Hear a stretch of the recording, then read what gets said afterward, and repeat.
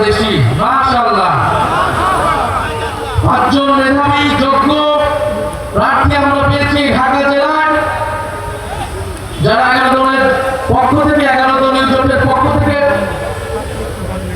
ইনসাফের পক্ষে, সন্ত্রাস, দুর্নীতি, চাঁদাবাজ, বৈষম্যের বিপক্ষে প্রতিদ্বন্দ্বিতা করছে। ঢাকা 19 এবং ঢাকা 20 বিশেষত বলতে চাই, আমাদের 11 দলীয় জোটের 2 জন সম্মানিত এবং সংগ্রামী নারী সদস্য তারা প্রতিনিধিত্ব করছেন, ইঞ্জিনিয়ার নাবিলা তাসনিম এবং প্রবাস থেকে ফেরত আসা অ্যাক্টিভিস্ট দিলশানা পারুল।